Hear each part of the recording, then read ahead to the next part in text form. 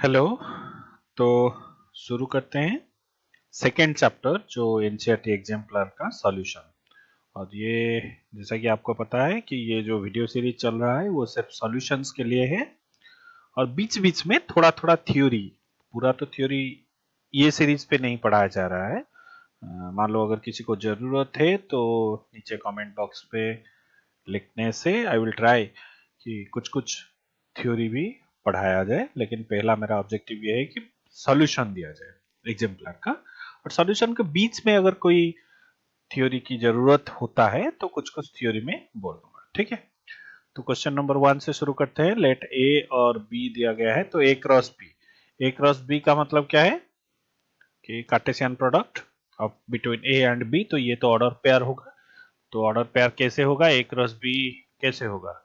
ए से ले लो एक, बी से एक, फिर -1 ए से, बी से 3। वही बात 2 के साथ, 2 1 2 3, और उसके बाद 3 1 और 3 3। जैसा कि तुम देख रहे हो, ए का कार्डिनलिटी है 3, बी का कार्डिनलिटी है 2, तो ए क्रॉस बी में 6 ऑर्डर पेयर होना चाहिए। तो यहाँ पे देख लो 6 ऑर्डर पेयर सी है, ठीक है, इजी है। अच्छा, मान लो ये मैं वर्कआउट करता हूँ B cross B. B cross B क्या होगा ना, बी का बी के साथ कार्टेशियन प्रोडक्ट, ठीक है। तो बी में है 1 3, मान लो दूसरा एक बी है 1 3, तो मान लो यहाँ पे एक दूसरा एक बी और है, मान लो एक 1 3। तो ये 1 का ये 1 के साथ, ये 1 का 3 के साथ, फिर 3 का 1 के साथ, 3 का 3 के साथ, ठीक है। तो 1 का पहले 1 के साथ, 1 का 3 के साथ, फिर जो 3 है 3 का 1 के साथ और 3 का 3 के साथ, ठीक है। अच्छा, तो अब इसको देखो, ए क्रॉस ए, मान लो ए क्रॉस ए, ए क्रॉस ए कितना होगा 3 3, 9 ऑर्डर पेयर्स होगा, राइट।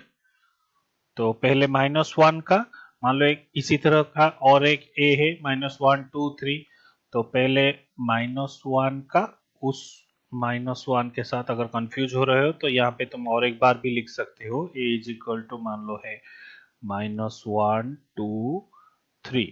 तो -1 का पहले -1 के साथ, फिर -1 का 2 के साथ पेयरिंग होगा, कॉमा, फिर -1 का 3 के साथ, 3 के साथ, फिर क्या होगा 2 का -1 के साथ, 2 का -1 के साथ पेयरिंग होगा, 2 का 2 के साथ पेयरिंग होगा, 2 का 3 के साथ पेयरिंग होगा, फिर 3 है, 3 का -1 के साथ पेयरिंग होगा, 3 का फिर 2 के साथ, 3 का फिर 3 के साथ, ठीक है। तो यही है तुम्हारा ए क्रॉस है। तो बाकी बचा कौन, बी टू, बी क्रॉस है, तो यहीं पे लिख लेते हैं बी क्रॉस है। बी टू जो है तुम्हारा बी क्रॉस है। इसका मतलब है कि जो ऑर्डर पेयर है वो पहला वाला, पहला एलिमेंट जो है वो बी से ही आएगा। तो बी से ही मतलब पहले 1 आएगा, फिर एक एलिमेंट -1, 1 -1, फिर 1 के साथ 2, 1 के साथ 3, 3 के साथ -1, 3 के साथ 2, और फिर 3 के साथ 3। बी क्रॉस है, इसका मतलब है ऑर्डर पेयर का जो भी फर्स्ट एलिमेंट होगा वो बी का होगा, जो भी सेकेंड एलिमेंट होगा वो ए का होगा। So hope this is clear. Next question की तरह चलते हैं।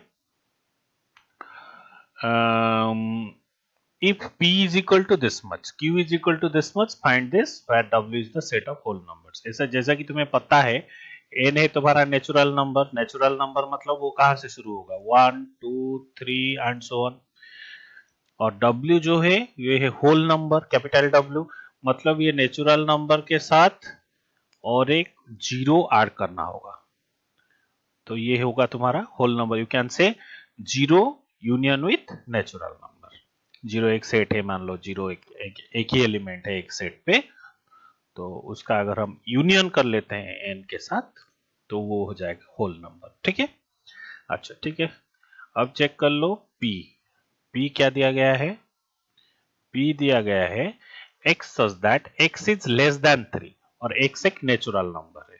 इसका मतलब p में क्या क्या होना चाहिए? 1 2। और q x less than equal to 2 और x एक होल नंबर है। लेस देन इक्वल टू 2 मतलब 0 1 2। ठीक है, अभी set theory p union q क्या होगा? 1 2 0 1 2, इसका मतलब इसका यूनियन होगा 0 1 2। p इंटरसेक्शन q, इन दोनों में कॉमन क्या है? 1 2 ही कॉमन है। अब इन दोनों का कार्टेशियन प्रोडक्ट, इन दोनों का कार्टेशियन प्रोडक्ट, तो ये क्या होगा? p यूनियन q, मान लो ये एक सेट है, Cartesian product with p intersection q। तुम अगर चाहो तो इसे ऐसे भी लिख सकते हो, मान लो a एक सेट है जो कि p यूनियन q को रिप्रेजेंट करता है, b एक सेट है जो कि p इंटरसेक्शन q को रिप्रेजेंट करता है। वो लिखने वाला तरीका है, बट मैथमेटिकली यही है तुम्हारा सॉल्यूशन। तो ये 3 है, यहाँ पे कार्डिनलिटी 2 है, तो कार्टेशियन प्रोडक्ट में कार्डिनलिटी ऑब्वियसली 6 ही होगा। तो 6 ऑर्डर पेयर्स होंगे। 6 ऑर्डर पेयर की कौन? पहले 0 के साथ 1, फिर 0 के साथ 2, फिर 1 के साथ 1, फिर 1 के साथ 2, फिर 2 के साथ 1 और उसके बाद अंत में 2 के साथ 2। 6 हो गया। ठीक है, यही है तुम्हारा आंसर। ठीक है, अच्छा, तो उसी टाइप का क्वेश्चन है। तो पहले क्या चेक करेंगे, ए में क्या क्या आएगा? A x is a whole number, x belongs to whole number और x less than 2 not equal to 2। तो इसका मतलब है ए में 0 आ सकता है, 1 आ सकता है। ठीक है, और b जो है वो क्या है कि x belongs to natural number और x 1 और 5 के बीच में एक नहीं होगा, 5 भी नहीं होगा, तो b 2 3 4 है। और c तो दिया गया है क्या है? 3 5। अब b इंटरसेक्शन c पहले हम निकालेंगे, b इंटरसेक्शन c, क्योंकि फर्स्ट बीट वर्कआउट करने के लिए हमें चाहिए b इंटरसेक्शन c। तो b इंटरसेक्शन c यहाँ से क्या मिलेगा? 2 3 4, यहाँ पे 3 5, तो इंटरसेक्शन में तो 3 ही आएगा। ठीक है, अच्छा, अब a के साथ इसका Cartesian product, b intersection c का कार्टेशियन प्रोडक्ट। a में क्या है? 0 1, तो पहले ऑर्डर पेयर होगा 0 के साथ 3, दूसरा वाला ऑर्डर पेयर आएगा 1 के साथ 3। यही है तुम्हारा फर्स्ट बीट का आंसर। अब सेकंड बीट की ओर चलते हैं। A Cartesian product with B union C, तो पहले हम बी यूनियन सी निकालते हैं। पहले जब बी यूनियन सी निकालेंगे तो बी है, बी यूनियन सी में क्या क्या आएगा? 2 3 4 5। ठीक है, अब ए के साथ बी यूनियन सी का क्रॉस, ए के साथ बी यूनियन सी, ए में क्या है? तो 0 1, तो 8 ऑर्डर पेयर्स आ जाएंगे। पहला वाला ऑर्डर पेयर होगा 0 के साथ 2, 0 के साथ 3, 0 के साथ 4, 0 के साथ 5। फिर होगा 1 के साथ 2, 1 के साथ 3, 1 के साथ 4, 1 के साथ 5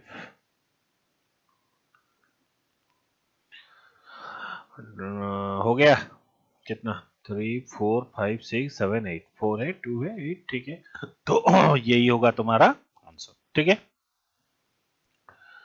क्वेश्चन नंबर 4 अच्छा in each of the following cases find A and B अच्छा तो तुम्हें इसका जो थ्योरी पता है मान लो X Y is equal to कोई एक ऑर्डर पेयर एक दूसरे ऑर्डर पेयर के साथ इक्वल है इसका थ्योरी तुमने पढ़ा होगा अगर दो ऑर्डर पेयर इक्वल है इसका मतलब क्या है कि X is equal to alpha होगा Y is equal to beta होगा मान लो दो ऑर्डर पेयर इक्वल है तो ऐसा ही होगा अच्छा तो उसी लॉजिक से 2a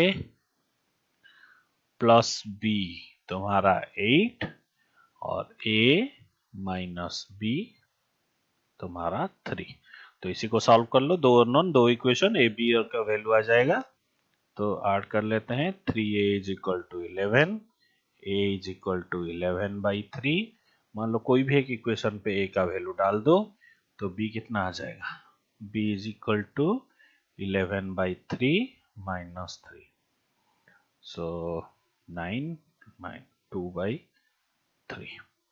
b आ गया तुम्हारा 2/3 a है 11/3 b है 2/3 उसी तरह इसको सॉल्व कर लो a/4 इज इक्वल टू 0 इसका मतलब क्या है कि a तो क्लियरली आ गया 0 और a minus 2b is equal to 6 plus b तो ये तो ऑलरेडी 0 आ चुका है तो इसका मतलब है क्या ना 3b plus 6 is equal to 0 और b आ गया तुम्हारा यहीं से -2 ठीक है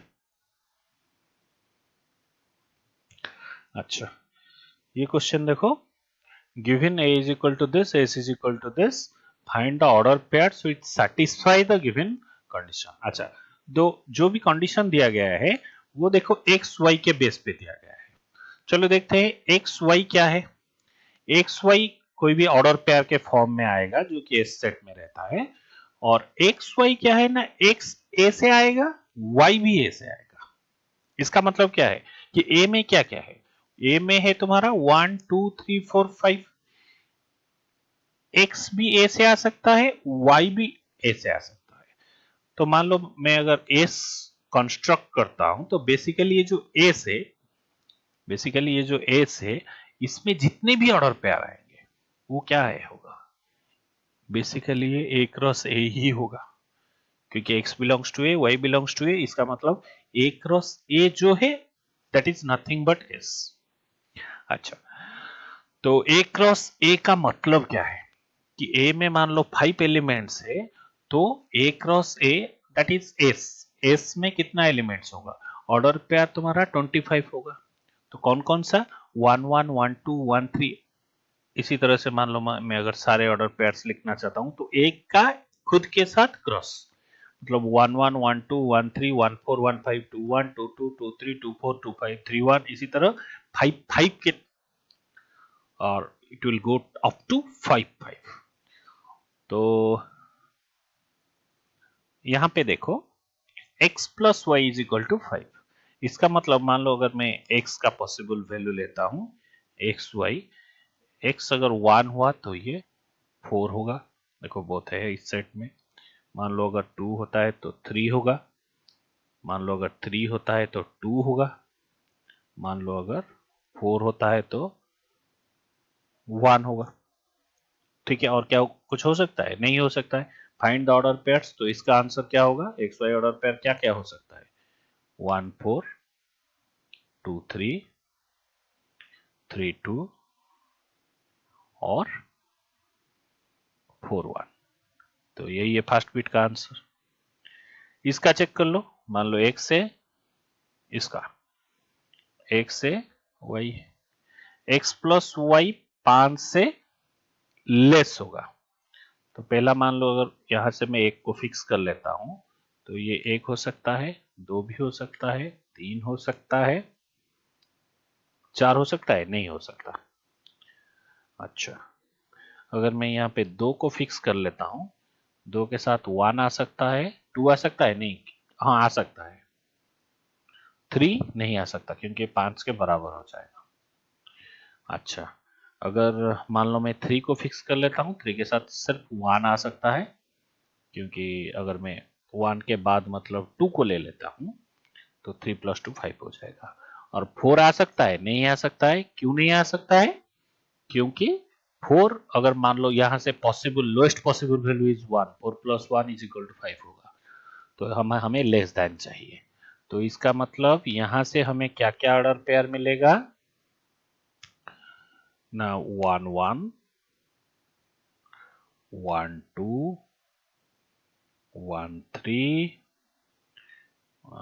2 1 2 2 3 1। These are the possible order pair। अब वीडियो को थोड़ा पॉज कर लो, इसको तुम खुद ट्राई करो, ठीक है। x यहाँ पे आया तुम्हारा y ग्रेटर देन 8 होगा। ग्रेटर देन 8 होगा मतलब 8 होने के लिए क्या क्या चाहिए? दोनों में मिनिमम 4 होना चाहिए, लेकिन हमें ग्रेटर देन चाहिए, तो इसका मतलब है 4 के साथ 5 ही हो सकता है, सिर्फ 5। और 5 के साथ 4 हो सकता है, और 5 के साथ खुद 5 भी हो सकता है। तो these are the only 3 possible cases. तो ऑर्डर पेयर क्या क्या होना चाहिए? 4 के साथ 5, 5 के साथ 4, 5 के साथ 5।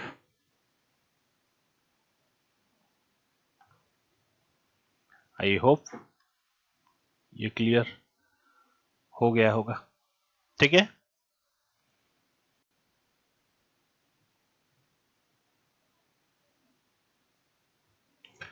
अच्छा, ये क्वेश्चन देखो, तो given r is equal to this xy such that xy belongs to whole number x square plus y square is equal to 25, find the domain and range of r। अच्छा, ये जो r है वो किस form में लिखा गया है? ऑब्वियसली सेट बिल्डर फॉर्म में लिखा गया है। तो इसको पहले हम ऑर्डर पेयर फॉर्म में, और जिसको बोलते हैं हम डायरेक्ट फॉर्म मतलब रोस्टर फॉर्म में अगर हम पहले लिखने की कोशिश करते हैं, तो देखो एक्स वाई दोनों होल नंबर से आता है, और x square plus y square 25 होगा। तो इसका मतलब एक्स वाई का पॉसिबल वैल्यू क्या होगा? क्या हो सकता है? X square plus y square is equal to 25, x square plus y square is equal to 25, और x y belongs to whole number. इसका मतलब है, मान लो अगर मैं यहीं पे लिख लेता हूं x और ये है y। x मान लो अगर 0 है तो y तुम्हारा 5 होगा, या फिर x अगर 5 है तो y 0 होगा, या फिर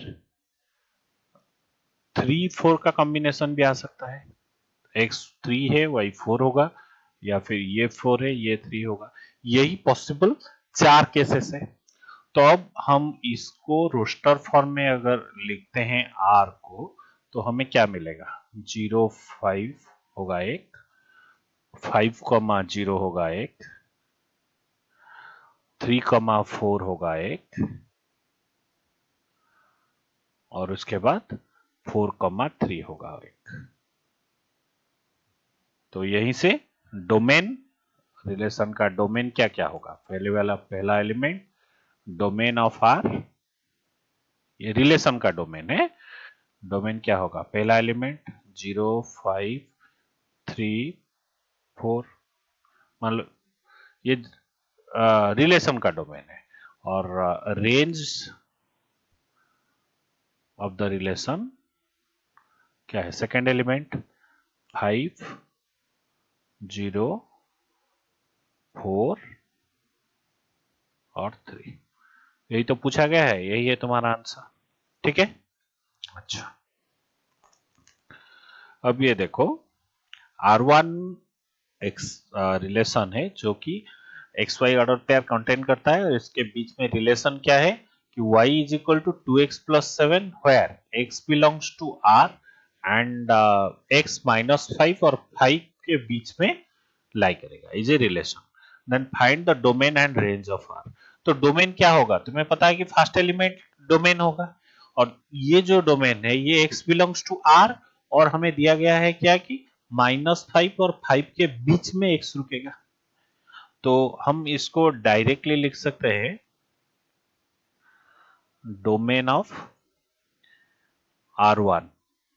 डोमेन ऑफ R1 क्या होगा, इज इक्वल टू सीधे सीधे x belongs to r and -5 less than equal to x less than equal to 5, ऐसे हम लिख सकते हैं। और इसी को अगर तुम ब्रैकेट से लिखोगे, क्योंकि x बिलोंग्स टू r है, तो -5 और 5 के बीच में सब कुछ इंक्लूडिंग -5 और 5, ये जो तुमने सेट थ्योरी में पढ़ा होगा।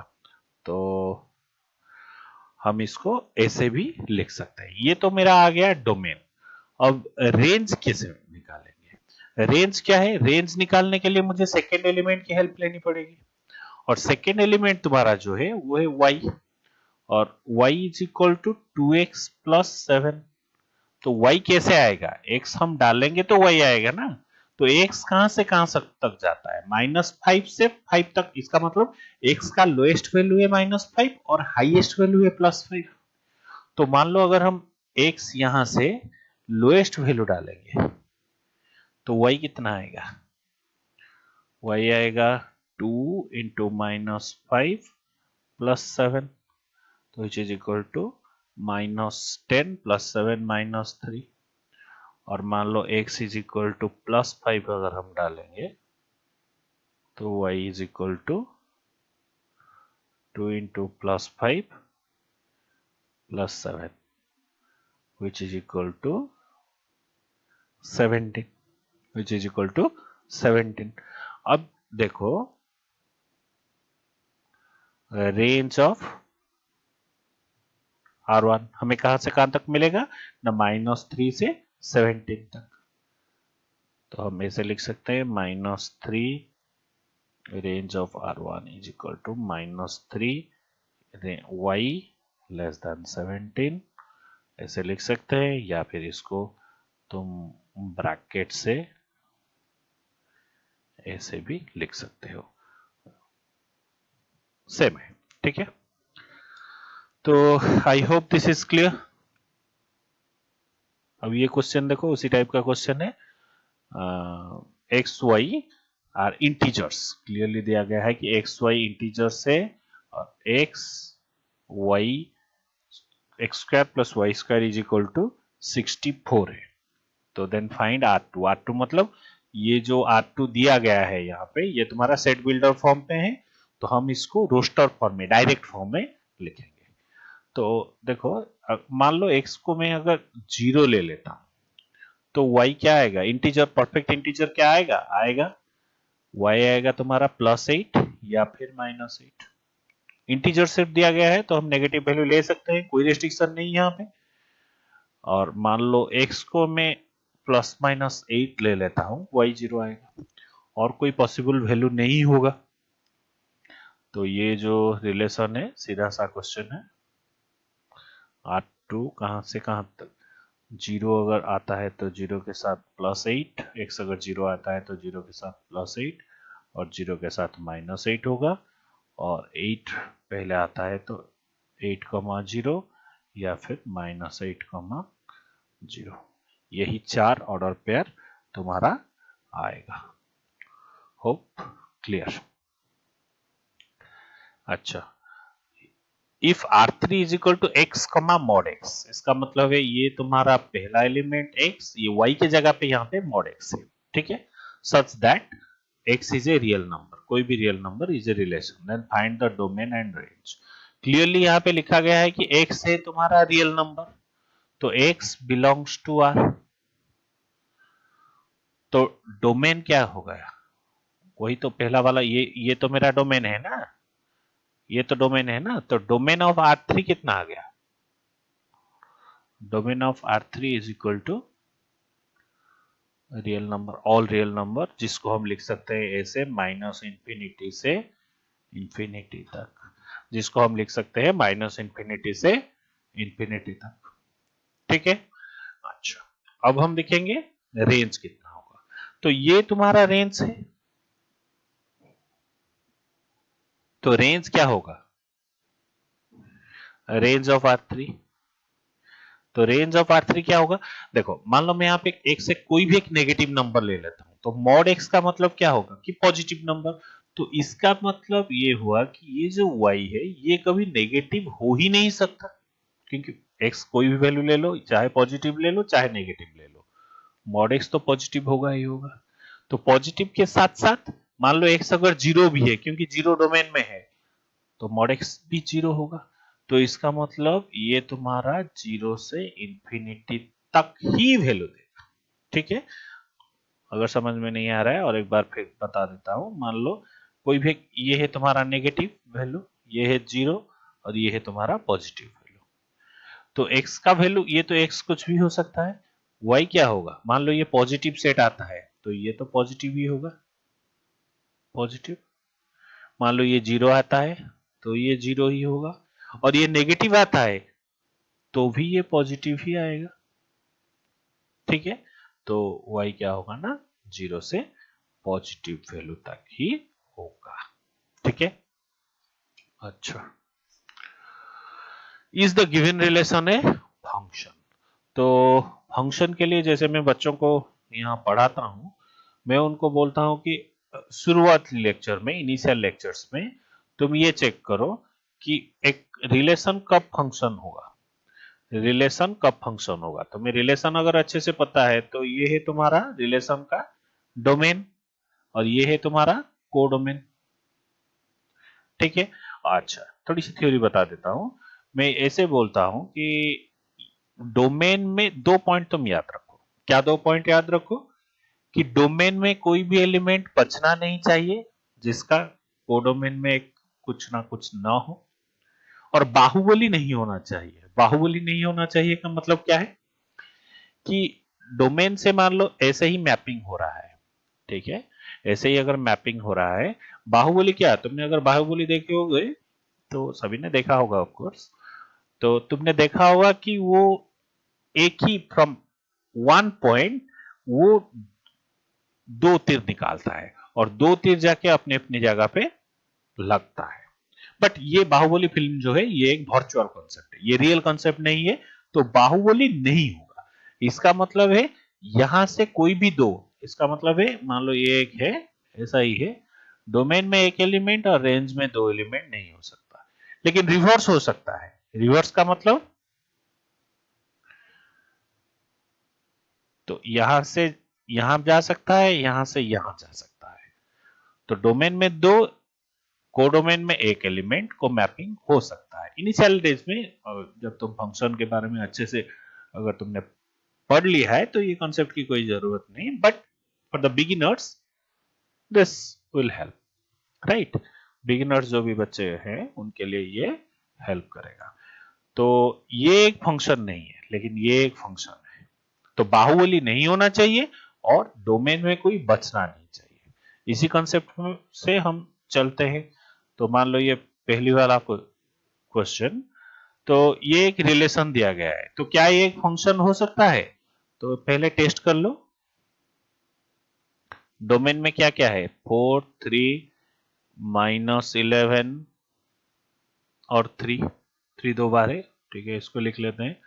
और 6 9, फिर 6 और एक बार, और 11 मैपिंग करते हैं, 4 से 6 और 3 से 9, -11 से 6, कोई बात नहीं, हो सकता है। लेकिन ये जो 3 से 11 फिर एक बार आया, ये नहीं हो सकता क्योंकि यहाँ पे बाहुबली आ गया। तो हम इसको लिखेंगे कैसे? तुम्हें पता है फंक्शन में हम इसको बोलते हैं इमेज, सॉरी ये है तुम्हारा प्री इमेज। किसका प्री इमेज? ना ये इमेज का प्री इमेज। तो हम इसको लिखेंगे कैसे ना, here 11 and 9 have same pre-image which violates the rule of function. Here, no, it is not a function. No, it is not a function. Give region. Region is 9 and 11 in codomain has same pre-image which violates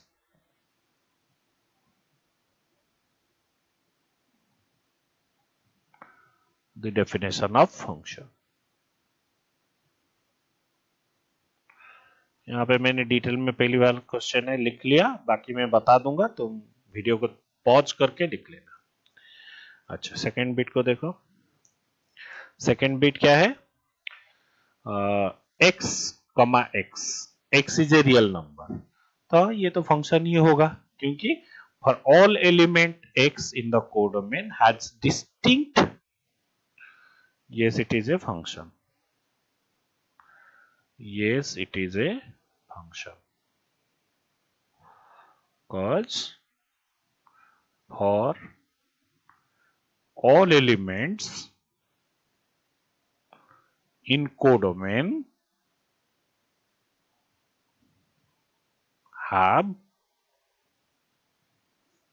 distinct pre-image in domain, right? Or all the domain have significant images in the codomain.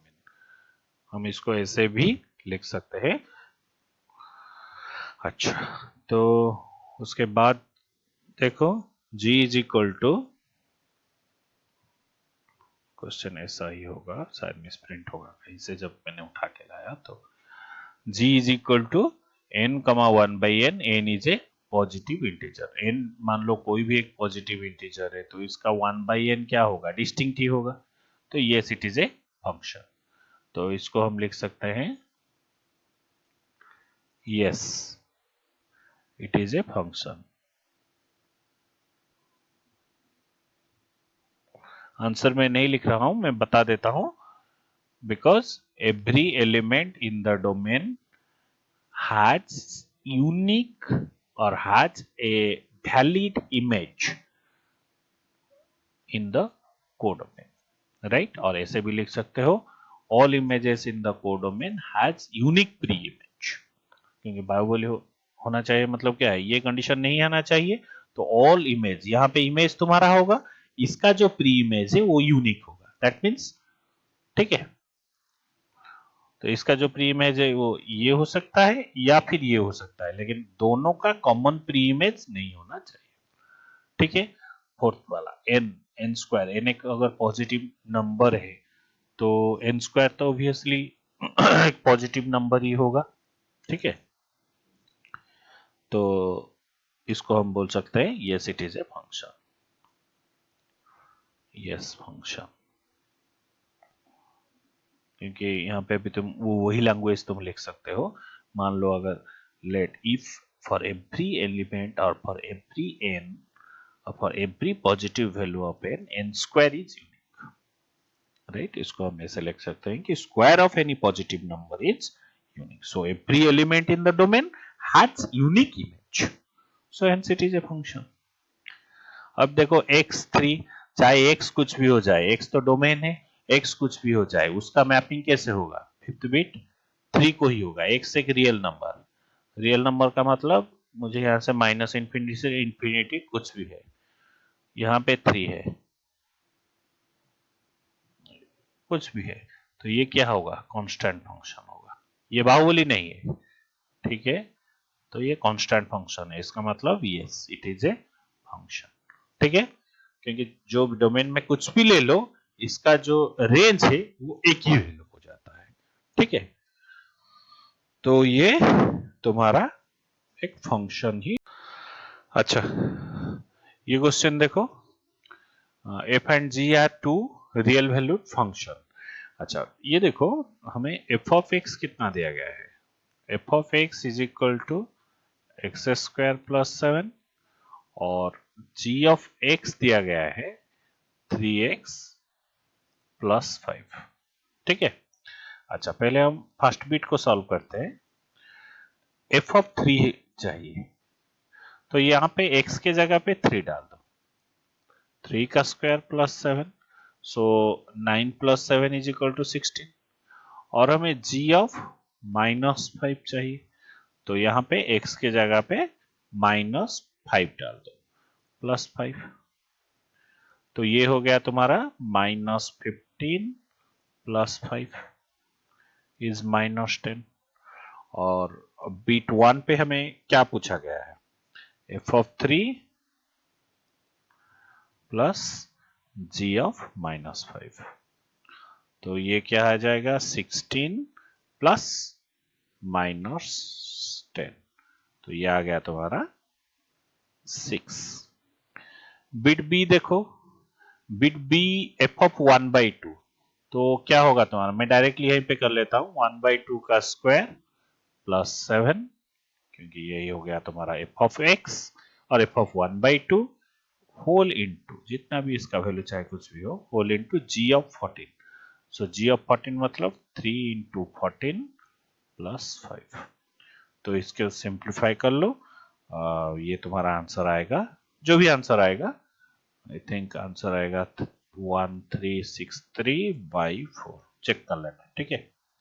अच्छा, अब इसको देखो, f(-2) मतलब -2 का square plus 7 plus g of -1, यहाँ पे x के जगह पे -1 डाल दो, तो कितना आ जाएगा 3 × -1 + 5, तो ये आ जाएगा तुम्हारा 7 + 4 11, 5 - 3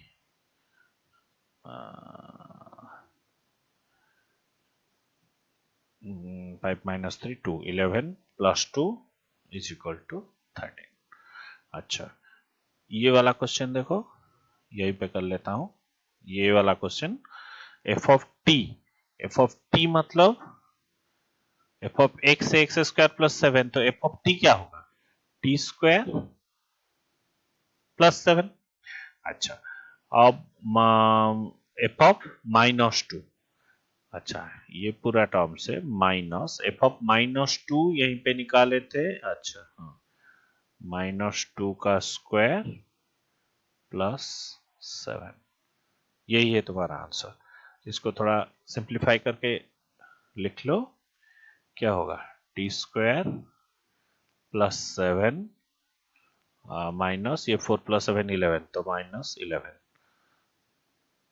तो t² -4, यही है तुम्हारा आंसर, ठीक है। अच्छा, और एक क्वेश्चन और एक बिट, इसको थोड़ा और एक कलर यूज कर लेते हैं, ये जो क्वेश्चन है इसको यहीं पे कर लेंगे, f(t) कितना हो गया, t² + 7 माइनस f(5) कितना हो गया, f(5) देखो, नॉट g ऑफ 5, तो f(5) कितना हो गया, -5 का स्क्वायर प्लस 7 बाई t -5, तो रहने दो आज इट इज t -5। अब ये 7 तो कैंसिल हो गया, t² -5 का स्क्वायर, t² -5 का स्क्वायर मतलब t² -25, तो इसको हम लिख सकते हैं t -5 × t + 5 बाई t -5, तो इसको हम लिख सकते हैं t + 5, तो यही हो गया तुम्हारा आंसर। आई होप इजी सा क्वेश्चन था, क्लियर है। अच्छा, let f and g be real valued function defined by fx is this and gx is this, for which real value of x fx is equal to gx। पहले ये question को देखते हैं, fx is equal to gx, तो easy, 2x + 1 is equal to 4x - 7, तो यहीं से solve कर लो, x का वैल्यू कितना आ जाएगा, that implies 2x is equal to 8, that implies x is equal to 4, यही है तुम्हारा आंसर। अच्छा, यहाँ पे देखो नेक्स्ट क्वेश्चन थोड़ा अलग, और एक पेन यूज कर लेते हैं। नेक्स्ट क्वेश्चन, नेक्स्ट क्वेश्चन क्या है, एफ एक्स लेस देन जी एक्स। यहाँ पे इनइक्वालिटी आ गया, तुम्हारा आगे एक चैप्टर है अगर तुमने नहीं पढ़ा है तो इनइक्वालिटी मान के, बट ये एक बेसिक सा इनइक्वालिटी है, बट वहां पे इनइक्वालिटी के डिटेल्स तुमको पढ़ाया जाएगा। तो यहाँ पे देखो 4x माइनस 7 इनइक्वालिटी साइन है, और क्योंकि हमें इसका साइन मालूम नहीं है तो वो इनइक्वालिटी का थ्योरी है, हम सभी को इस तरफ ले आए लेस देन 0। तो यहाँ पे हमें मिला क्या, 8, यहाँ पे minus 2x plus 8 less than 0, तो minus 2x is less than minus 8। तो अब क्या करो न, -2 दोनों तरफ -2 हम डिवाइड करेंगे, क्योंकि ये -2 है तो इसका मतलब क्या है कि हम -1/2 मल्टीप्लाई कर रहे हैं। और जब इनइक्वालिटी में ये तुम्हें बताया जाएगा, जब तुम कोई भी नेगेटिव नंबर इनइक्वालिटी में मल्टीप्लाई करते हो तो ये इसका जो है साइन पलट जाएगा। तो मान लो यहाँ पे मैं -1/2 मल्टीप्लाई किया तो ये हो गया x और ये हो गया 4, और यहाँ पे तुम्हारा लेस देन साइन है तो ये साइन पलट के ग्रेटर देन आ जाएगा। ठीक है, अच्छा, तो और what value of real number x, तो इसका मतलब है कि x greater then 4, this is the answer, and इसके लिए ये था तुम्हारा आंसर। ठीक है, अच्छा, if f and g are two real valued functions defined as fx is equal to 2x plus 1 and gx is equal to so and so, then first bit f plus g, ये दोनों function का addition, तो इसको हम f plus g, इसका मतलब है f plus g of x। ठीक है, तो एक फंक्शन कोई भी आर्गुमेंट नहीं है, इसका मतलब ये एक मीनिंगलेस स्टेटमेंट है। तो एफ एक्स प्लस जी एक्स हम ऐसे लिख सकते हैं। तो अब क्या करो, सीधा 2x plus 1 plus x square plus 1, तो x square plus 2x plus 2, यही है तुम्हारा आंसर। उसी हिसाब से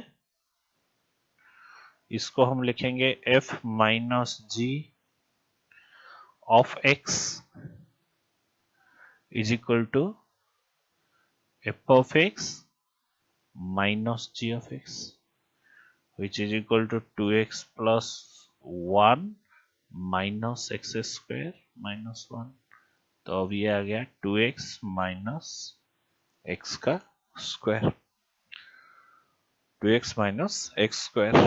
अच्छा, third bit f into g, fg of x, which is your nothing but f of x into g of x, and this is equal to f of x का मतलब 2x plus 1, gx का मतलब x square plus 1।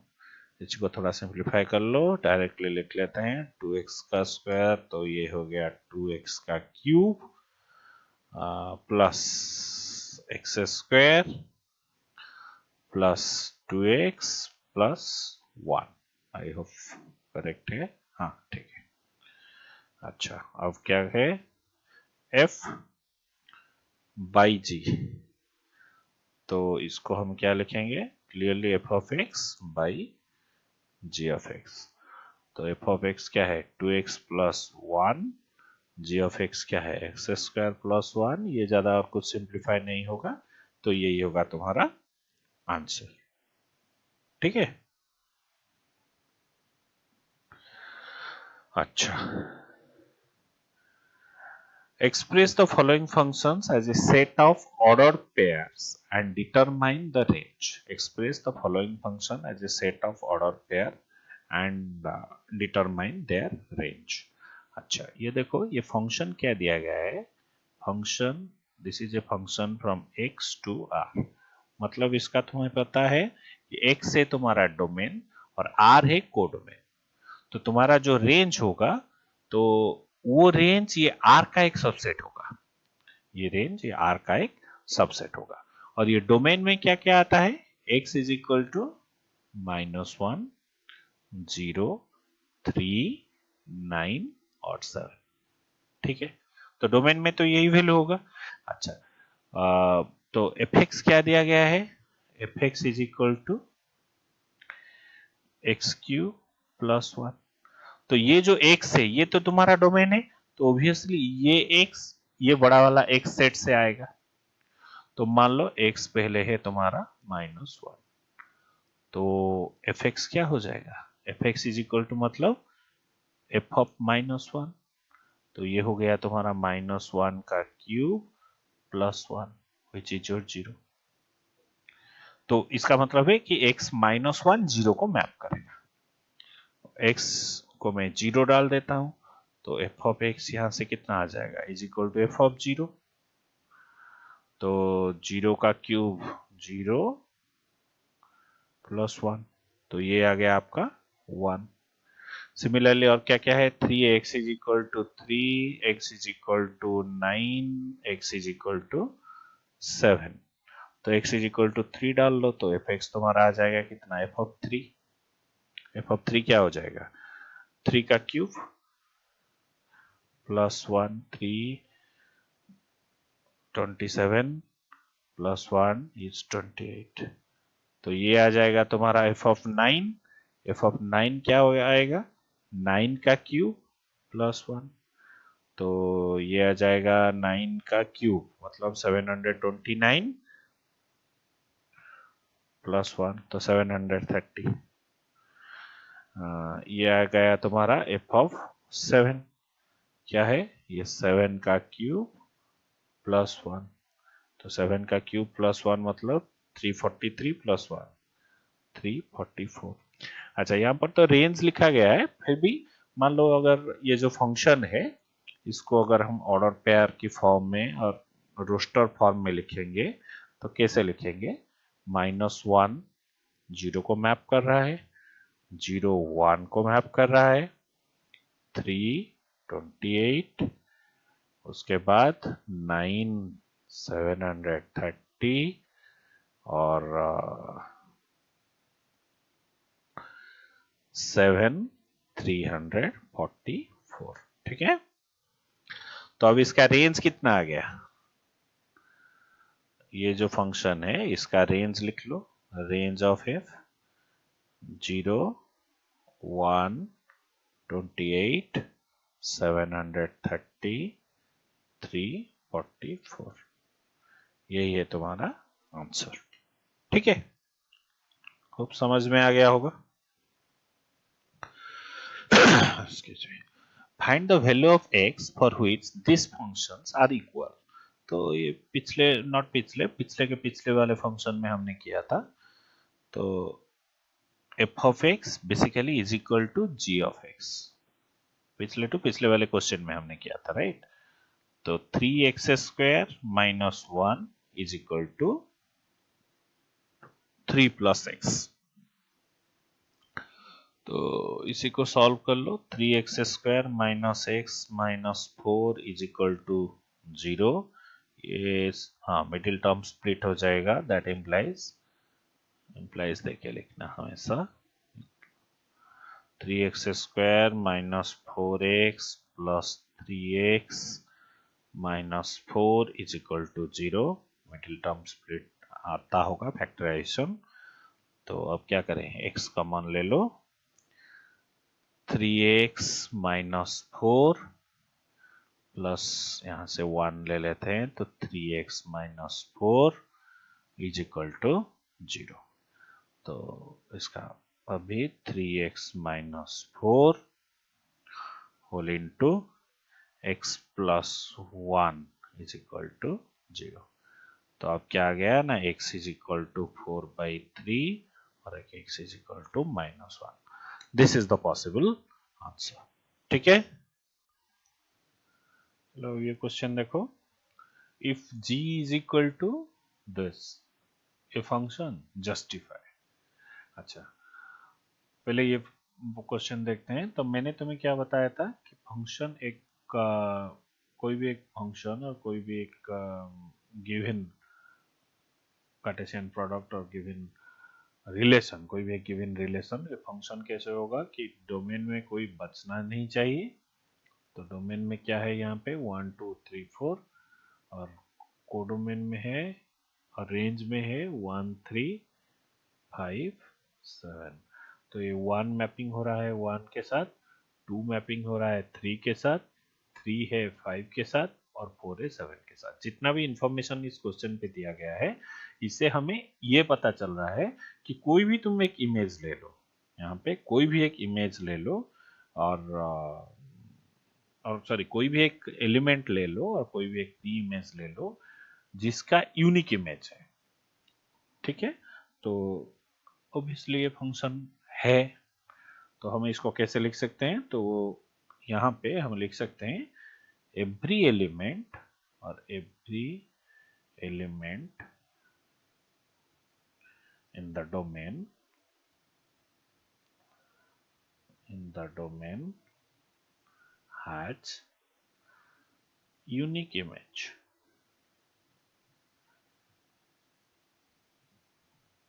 Hence, it is a function. Hence, it is a function. तो function वाला काम तो हो गया। If this is described by the relation, तो यहाँ पे क्या रिलेशन दिया गया है, g of x is equal to alpha x plus beta, then find out the value of alpha and beta.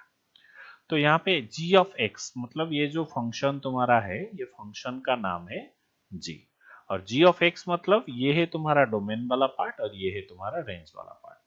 मान लो ये यहाँ पे मैं कोई भी वैल्यू ले लेता हूँ x इज इक्वल टू 1, तो क्या दिया गया है, that implies g of 1 is equal to output पे 1, और मान लो यहाँ पे मैं x इज इक्वल टू 2 ले लेता हूँ, इसका मतलब क्या है कि g of 2 is equal to 3।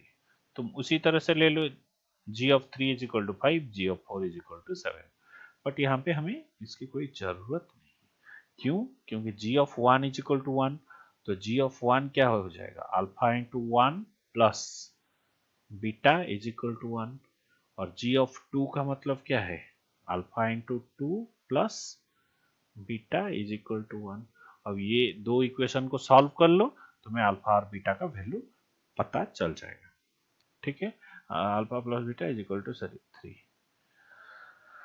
ये दो को सॉल्व कर लो, अल्फा और बीटा का वैल्यू पता चल जाएगा। और ये ऐसे भी अगर मान लो कोई बच्चा बोल रहा है कि मैं g of 2 is equal to 3 और g of 4 is equal to 7, ये दो इक्वेशन को लेके सॉल्व करूंगा, ऑब्वियसली सॉल्व करूँ, वही वैल्यू ही फाइनली आएगा, क्योंकि ये पूरा जो फंक्शन है ये इस रिलेशन को मान रहा है, ये क्वेश्चन में हमें दिया गया, तो obviously according to the data ये इसको इस पे सेटिस्फाई करेगा। तो तुम कुछ भी डाल दो, g of 4 डाल दो इज इक्वल टू 7 कर लो, वो भी आंसर हमें देगा। तो ये दोनों को अगर सॉल्व करोगे तो सब्ट्रैक्ट कर लेते हैं, तो यहाँ से कितना आएगा, 2 alpha is equal to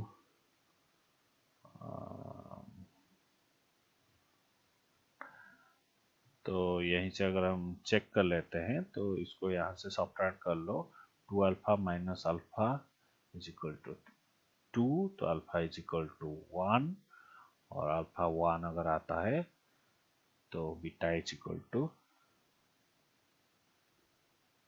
I think 0। ठीक है, 1 is equal to alpha plus beta, नहीं ये तो गड़बड़ हो गया,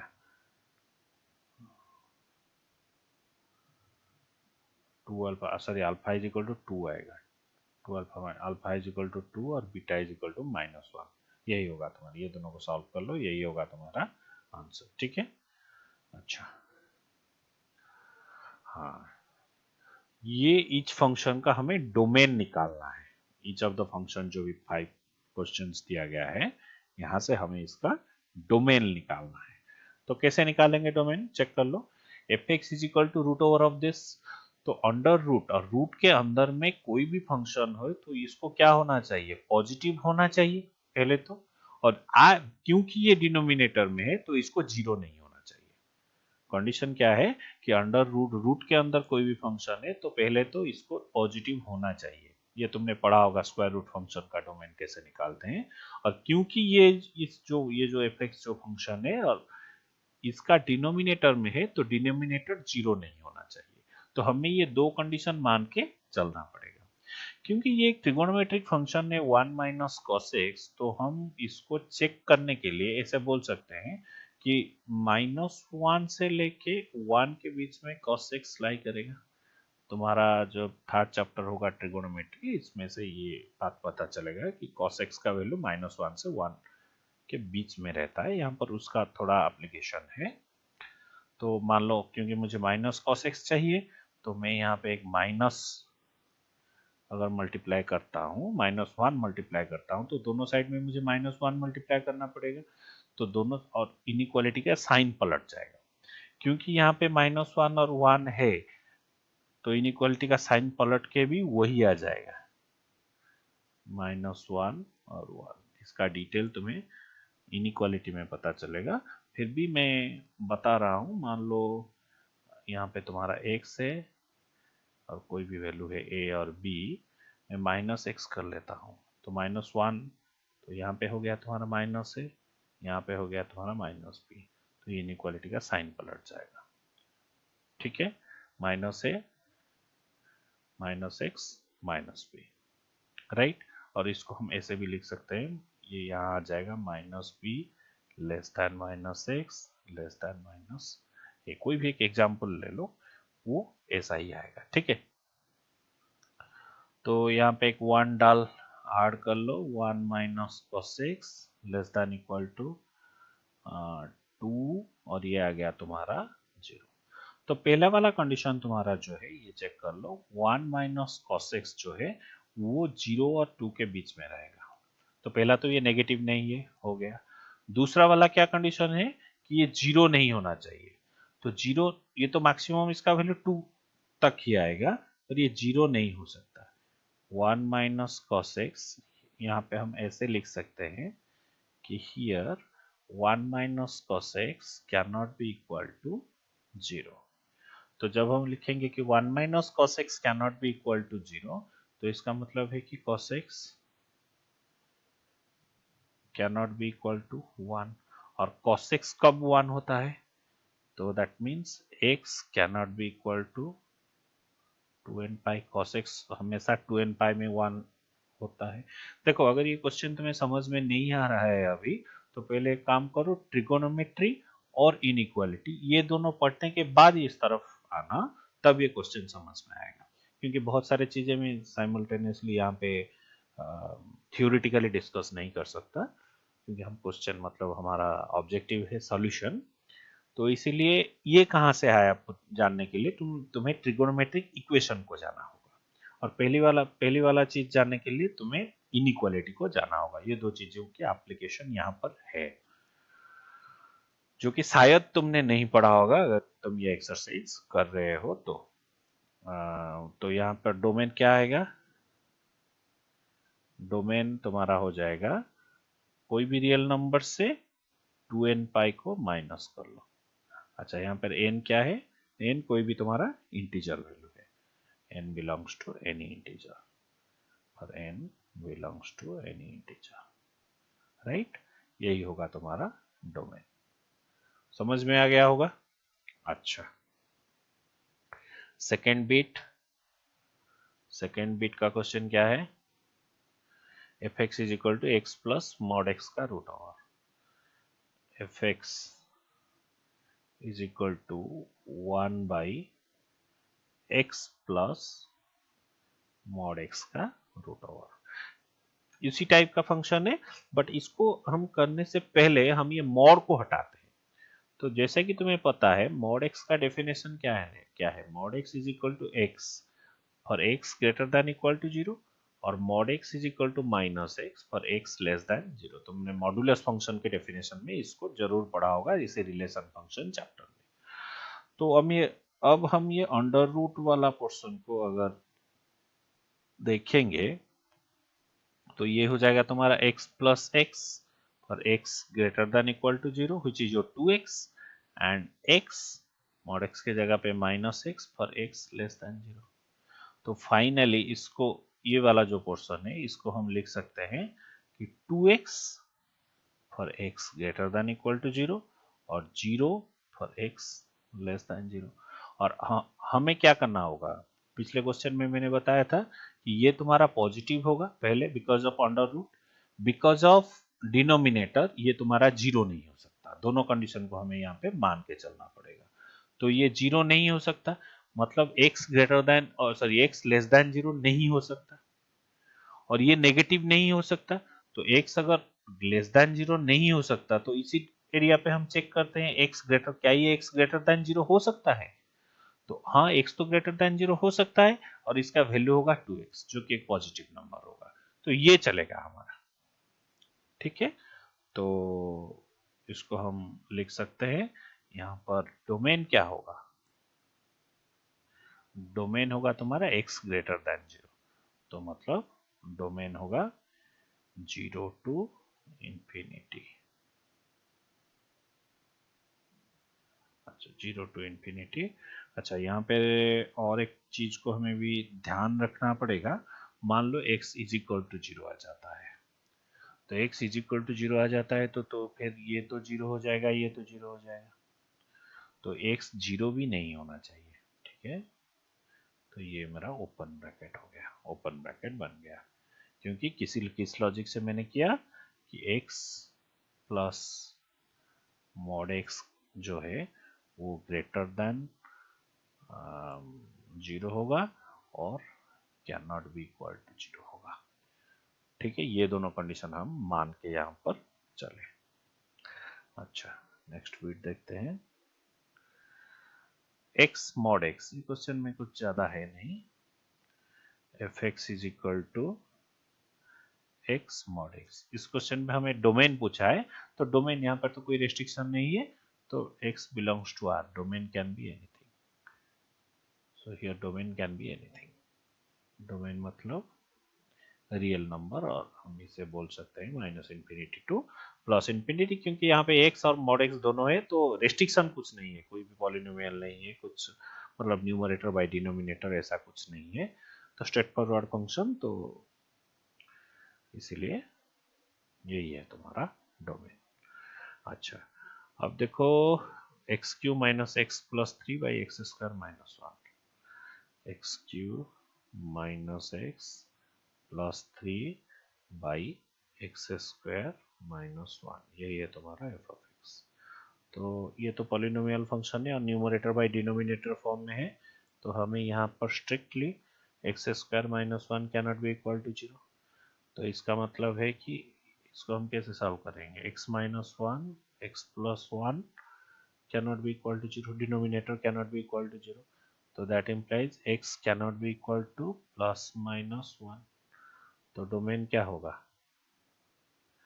domain is real number minus plus 1 नहीं हो सकता, माइनस 1 भी नहीं हो सकता।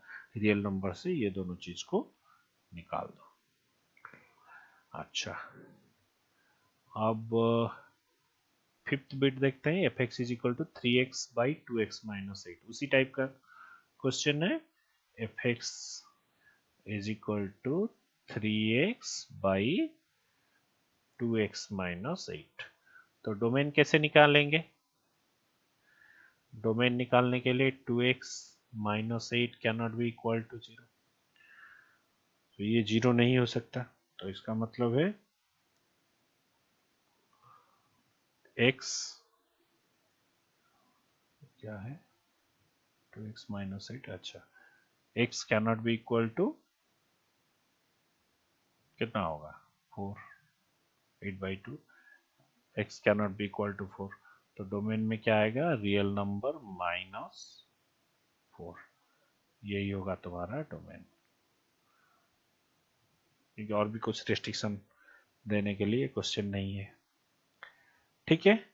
आई होप समझ में आ गया होगा।